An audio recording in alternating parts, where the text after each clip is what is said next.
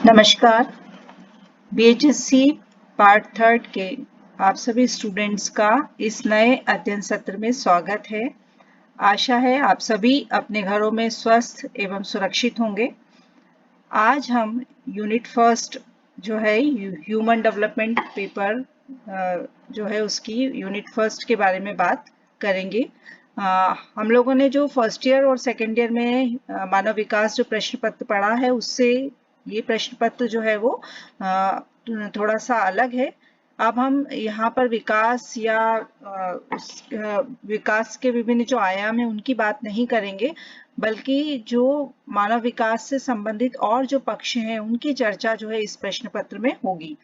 तो आज सबसे पहले हम बात करते हैं यूनिट फर्स्ट की। उसमें जो पहला टॉपिक है विवाह, विवाह का अर्थ, विवाह के उद्देश्य, विवाह का स्वरूप, ये हमें पढ़ना है। और साथ ही जो है इसमें टॉपिक है कि जीवन साथी का चुनाव जो है वो करते समय हमें किन किन बातों का ध्यान रखना चाहिए। ये जो टॉपिक है विवाह, ये हम लोगों ने पिछले वर्ष भी पढ़ा था, जो कि हमने एक्सटेंशन के पेपर के अंदर पढ़ा था।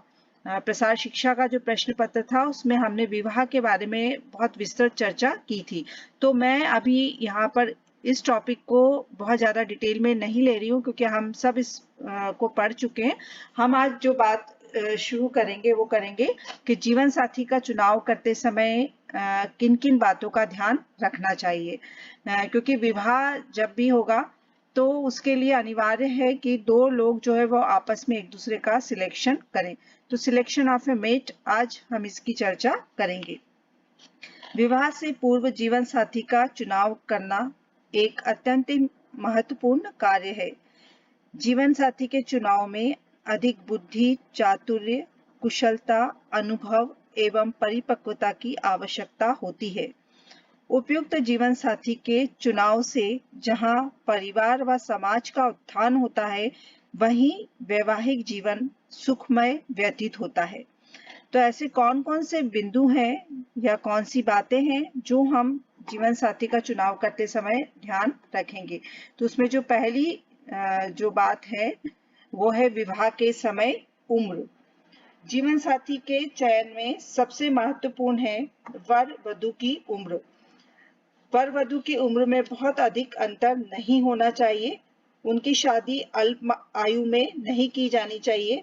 अल्प वय के बालक बालिकाओं में उतना ज्ञान नहीं होता है, इसीलिए हमारे यहाँ जो विवाह की उम्र मानी गई है कानूनन, वह है लड़कियों में 18 वर्ष तथा लड़के की 21 वर्ष। इस आयु को प्राप्त करते करते उनमें शारीरिक, मानसिक, मनोवैज्ञानिक, सामाजिक एवं संवेगात्मक परिपक्वता आ जाती है। अतः उम्र का ध्यान जीवन साथी का चुनाव करते समय रखना आवश्यक है। नेक्स्ट जो पॉइंट है वो है पारिवारिक एवं सामाजिक पृष्ठभूमि।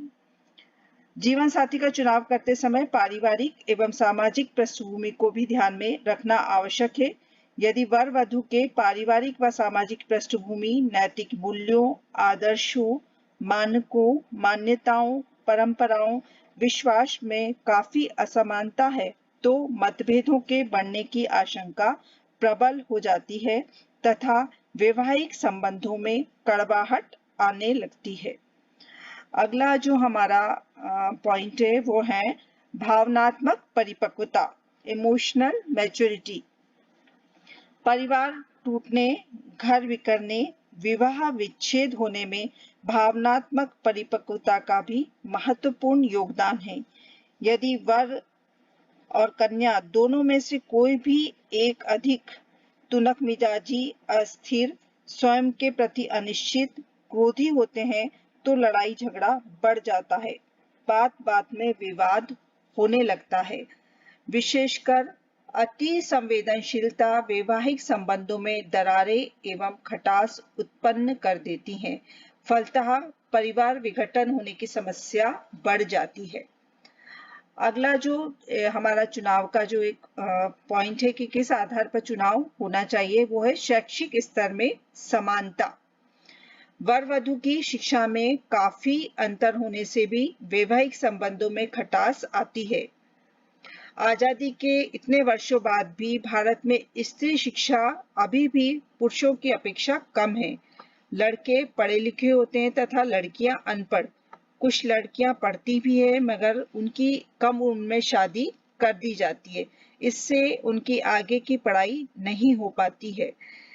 ये जो अंतर होता है ये कई बार जो है वो द्वेष का कारण बन जाता है। अतः शैक्षिक स्तर को ध्यान में रखना आवश्यक होता है। अगला जो हमारा चयन का जो क्राइटेरिया है वो है बौद्धिक योग्यता। उपयुक्त जीवन साथी के चुनाव में बौद्धिक योग्यता का भी अति महत्वपूर्ण स्थान है, जिसे कदापि नकारा नहीं जा सकता है। जिस प्रकार शैक्षिक स्तर में बहुत अधिक अंतर के कारण वैवाहिक संबंधों में कड़वाहट आती है, ठीक उसी प्रकार बौद्धिक योग्यता में काफी भिन्नता होने के कारण भी विवाह असफल हो सकता है। अगला जो पॉइंट है वो है अभिवृत्तियों एवं रुचि में समानता। सफल वैवाहिक जीवन के लिए वर वधू के जीवन दर्शन, मूल्यों, अभिवृत्तियों एवं रुचियों में भी समानता होना चाहिए। ऐसा होने से वे एक दूसरे की भावनाओं का आदर करेंगे, आपस में प्रेम करेंगे तथा विभिन्न क्रियाकलापों में आगे बढ़कर सहयोग करेंगे। यदि पति पत्नी की रुचियों एवं अभिवृत्तियों में काफी अंतर है तो जिन क्रियाकलापों से पत्नी को असीम आनंद व संतुष्टि की प्राप्ति होगी उसी क्रियाकलाप से पति जो है वो असंतुष्ट होगा, उसमें क्रोध उत्पन्न होगा।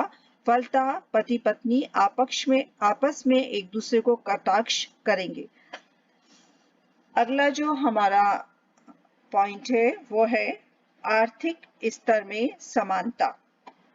वैवाहिक जीवन की सफलता में वर वधू दोनों ही पक्षों की आर्थिक समानता का होना भी अनिवार्य है। यदि नव दंपति के आर्थिक स्तर में काफी भिन्नता है तब समायोजन बनाए रख पाना मुश्किल व जटिल कार्य हो जाता है। नेक्स्ट पॉइंट है हमारा रहन सहन के स्तर में समानता। जीवन साथी का चयन करते समय दोनों पक्षों के रहन सहन के स्तर की समांतर पर भी ध्यान दिया जाना अत्यंत आवश्यक है। यदि दोनों परिवारों के रहन सहन का स्तर समान है तब वैवाहिक संबंधों में कटुता आने की संभावना नगण्य हो जाती है। परंतु यदि दोनों परिवारों के रहन सहन के स्तर में काफी भिन्नता है, विशेषकर वधू के रहन सहन का स्तर उच्च है, तो अधिक समस्या उत्पन्न होती है। वह निम्न स्तर में अपनी इच्छाओं, आकांक्षाओं, आवश्यकताओं की पूर्ति नहीं कर पाती है, जिससे उसके आत्मसम्मान में ठेस पहुंचती है। परिणामतः वैवाहिक समायोजन बिगड़ जाता है। अगला जो चुनाव का क्राइटेरिया है वो है धार्मिक समानता। वैवाहिक जीवन को सफल बनाने में धार्मिक मान्यताओं, विश्वासों, परंपराओं, नैतिक मूल्यों आदि का भी प्रमुख स्थान है। धर्म का संबंध आत्मा से होता है। धर्म की पालना से सुख, संतोष व आनंद की अनुभूति होती है। यदि पति पत्नी दोनों ही एक ही धर्म को मानने वाले हैं तो उनकी रुचियां व अभिवृत्तियां भी धर्म के प्रति एक जैसी ही बनी रहती हैं और वे भजन, कीर्तन, ईश्वर पूजन, मंदिर आदि जो बातें हैं उनमें विश्वास करते हैं। अगला जो हमारा पॉइंट है वो है जातीय समानता। जीवन साथी के चयन में जातीय समानता का भी अति महत्वपूर्ण स्थान है। माता पिता जब भी अपने पुत्र पुत्री की शादी के लिए वर कन्या ढूंढते हैं तो अपनी ही जाति को प्राथमिकता देते हैं। समान जाति में विवाह करने से वैवाहिक जीवन अधिक सफल व सुखी होता है। हाँ, अब कुछ लड़के लड़कियां अपने माता पिता की बातों का विरोध करके अंतरजातीय विवाह भी करने लगे हैं, मगर ऐसा विवाह अभी भी कम ही सफल होता है, क्योंकि विवाह के बाद लड़का लड़की के परिवार वाले, उनके माता पिता उन्हें अपने घर में वो स्थान नहीं दे पाते। कई बार वे उसे धन संपत्ति से भी वंचित कर देते हैं। इसके बाद अगला जो हमारा पॉइंट है वो है स्वस्थ यौन अभिवृत्तियां। वैवाहिक जीवन की सफलता में स्वस्थ यौन अभिवृत्तियों का भी प्रमुख स्थान है, जिसे नकारा नहीं जा सकता। भारत में अधिकांश विवाह योग्य लड़के लड़कियों को यौन शिक्षा के बारे में कुछ भी ज्ञान नहीं रहता है।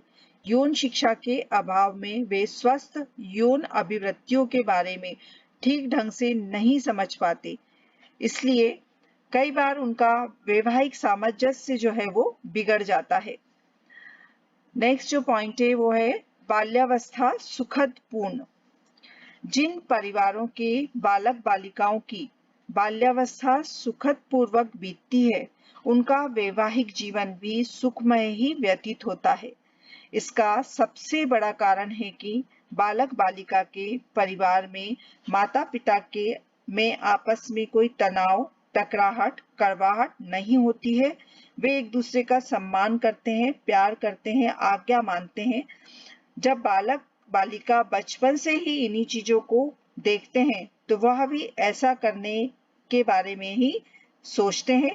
परिणाम स्वरूप विवाह पश्चात वे पति पत्नी के रूप में इसी प्रकार के व्यवहार को अपनाते हैं। हमारा लास्ट पॉइंट है व्यक्तित्व। जीवन साथी के चयन में व्यक्तित्व का भी अति महत्वपूर्ण स्थान है, जिसे नजरअंदाज नहीं किया जा सकता है। वर वधू का व्यक्तित्व प्रभावशाली तथा आकर्षक होना चाहिए। वे देखने में सुंदर हो। यदि वर वधू में एक बहुत ही सुंदर और दूसरा रूप रंग का उतना अच्छा नहीं होता है, तो उनमें वैवाहिक समायोजन में कठिनाई उत्पन्न होती है। एक दूसरे के प्रति कुंठा का जन्म होता है।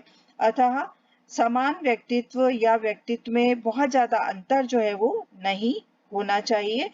बहुत ज्यादा अंतर होने से उनमें आपस में टकराहट होने की संभावना बढ़ जाती है।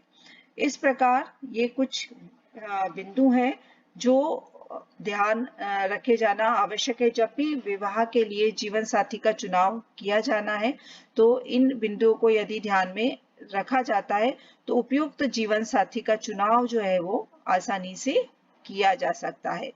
अगला जो इसका टॉपिक है, हम उसकी चर्चा नेक्स्ट अपने अध्ययन सत्र में करेंगे। धन्यवाद।